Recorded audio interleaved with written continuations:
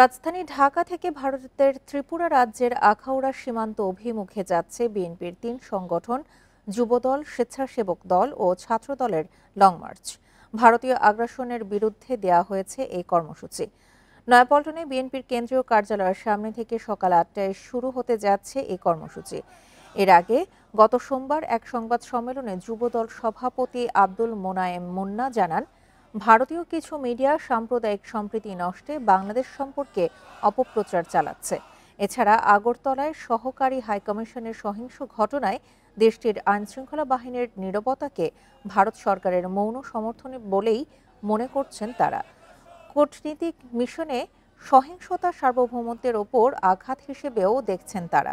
সে কারণেই দিল্লির ভিত্তিহীন ও কল্পনাপ্রসূত গুজব সৃষ্টি ও ফ্যাসিস্ট পুনর্বাসন চেষ্টার বিরুদ্ধে এই লং মার্চ বলে জানানো হয় ওই সংবাদ সম্মেলনে।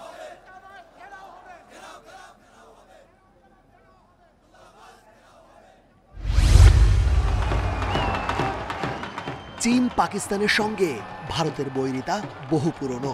সম্প্রতি ভারত বিরোধী অবস্থান নিয়ে মালদ্বীপের প্রেসিডেন্ট নির্বাচিত হন চীনপন্থী নেতা মোহাম্মদ মুইজ্জু। ক্ষমতায় বসার পরই ইন্ডিয়া আউট প্রচার অভিযানে নামেন তিনি। ভারতকে সামরিক বাহিনী প্রত্যাহারেও চাপ দেন। শ্রীলঙ্কায় ভারতীয় আধিপত্য রুখে দিতে চলছে ইন্ডিয়া আউট ক্যাম্পেইন। সম্প্রতি দেশটির বিমানবন্দরে ভিসা প্রসেসিংয়ে ভারতীয় কোম্পানিকে সম্পৃক্ত করা হলে এই আন্দোলন গতি পায়। সীমান্ত নিয়ে কূটনৈতিক ও সামরিক উত্তেজনা চলছে ভারত নেপালের। সংকটের শুরু হিমালয়ের পাহাড়ি এলাকায় ভারতের সড়ক নির্মাণকে কেন্দ্র করে। এর প্রতিক্রিয়ায় এবারই প্রথম ভারতকে এড়িয়ে চীন সফরে গেছেন নেপালের নতুন প্রধানমন্ত্রী কেপি শর্মা ওলি।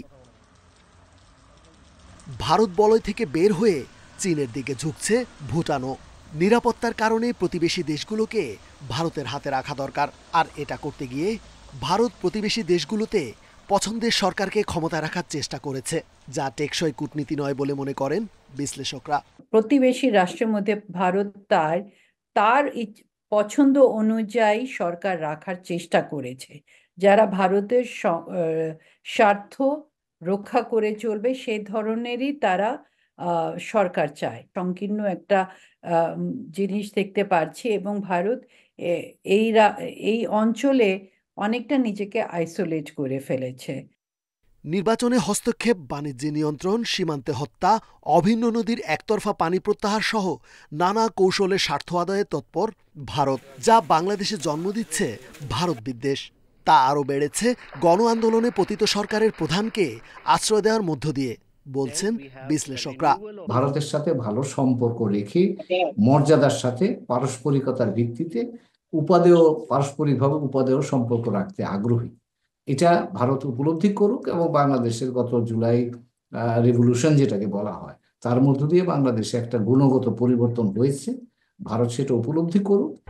বিশেষজ্ঞদের মতে চাপে রেখে একচেটিয়া স্বার্থ আদায়ের প্রবণতাই প্রতিবেশীদের সঙ্গে ভারতের সম্পর্ক নষ্টের মূল কারণ। রেজওয়ানুল হক, ইন্ডিপেন্ডেন্ট নিউজ, ঢাকা। প্রথমে তথ্য ও যোগাযোগ প্রযুক্তি আইন, পরে ডিজিটাল নিরাপত্তা আর সবশেষ সাইবার নিরাপত্তা আইন 2023। বারবার ধারা আর নাম পাল্টালেও আইন নিয়ে বিতর্ক কখনোই কমেনি। বেশিরভাগ ক্ষেত্রেই ব্যবহৃত হয়েছে রাজনৈতিক ও ব্যক্তিগত শত্রুতায়, যার অধিকাংশ ভুক্তভোগী সাংবাদিক ও রাজনীতি সংশ্লিষ্টরা। ছাত্র জনতার অভ্যুত্থানের পর বাক স্বাধীনতা নিশ্চিতে এ আইন বাতিলের দাবি ওঠে, যার প্রেক্ষিতে সাইবার সুরক্ষা অধ্যাদেশের খসড়া প্রকাশ করে সরকার। সাইবার সিকিউরিটি আইনে ছিল মুক্তিযুদ্ধের চেতনা, বঙ্গবন্ধু, জাতীয় সঙ্গীত ও পতাকা সম্পর্কে বিদ্বেষের দণ্ড এবং মানহানিকর তথ্য প্রচারের দণ্ডের মতো বিতর্কিত ধারা। খসড়ায় এগুলো বাদ গেছে। বেশ কয়েকটা সেকশনে শাস্তিটাও কমিয়ে দিয়েছে। 3 বছরেরগুলো 2 বছর, 5 বছরেরগুলো 3 বছর, প্লাস অনেক পেনাল্টি, ফাইন্যান্সিয়াল পেনাল্টি যেগুলোর কথা বলা ছিল ওটাও কমিয়ে দিয়েছে। 1 কোটিটা 50 লাখ, 10 লাখেরটা 5 লাখ। তবে জামিন অযোগ্য ধারা 4টি থেকে বেড়ে হয়েছে 7টি, যেখানে রয়েছে সাইবার স্পেসে প্রতারণা, সন্ত্রাস বা ব্ল্যাকমেইলের মতো অপরাধ। সন্দেহের বশে বিনা পরোয়ানায় আটকের সুযোগও রয়েছে। আইনশৃঙ্খলা বাহিনীর সদস্য যদি মনে করেন একটা অপরাধ সংঘটিত হবে বা হতে পারে, তাতেও আটক করতে পারবেন। দুঃখজনক হচ্ছে সেই বিষয়টা এখনও রয়ে গেছে। কাজেই এই আইনশৃঙ্খলা বাহিনীকে এইরকম ক্ষমতা দেওয়াটা আসলে এই সুযোগ থাকা হচ্ছে এটা অপপ্রয়োগের একটা সুযোগ রয়ে গেল। নতুন যুক্ত হয়েছে অনলাইন জুয়ার অপরাধ। সাইবার আইনের বিচারের জন্য স্বতন্ত্র সংস্থা গঠনের আহ্বান বিশ্লেষকদের। ওভারসাইট বডি হিসেবে যে কর্তৃপক্ষ তৈরি করা হবে সেটি হবে সম্পূর্ণ সরকারের নিয়ন্ত্রণের বাইরে। সরকারই কিন্তু সবচেয়ে বেশি আপনার সাইবার সিস্টেমকে ব্যবহারকারী কর্তৃপক্ষ বা সংস্থা। হ্যাঁ, তারাই যদি এটাকে অপব্যবহার করে তাহলে তারাই যদি আবার ওভারসাইট বডি হয়, নিয়ন্ত্রক সংস্থা হয়, তাহলে স্বার্থের দ্বন্দ্ব থেকে গেল। খসড়াটি চূড়ান্ত হলে অধ্যাদেশ জারি করবে অন্তর্বর্তী সরকার। নির্বাচিত সরকার এলে যা পরিণত হবে আইনে। ইকরামুল কবির, ইন্ডিপেন্ডেন্ট নিউজ, ঢাকা। সুনামগঞ্জের দোয়ারা বাজারে চোরাই পথে ৩ ডিসেম্বর প্রায় ৩,৫০০ কেজি রসুন আটক করে বিজিবি।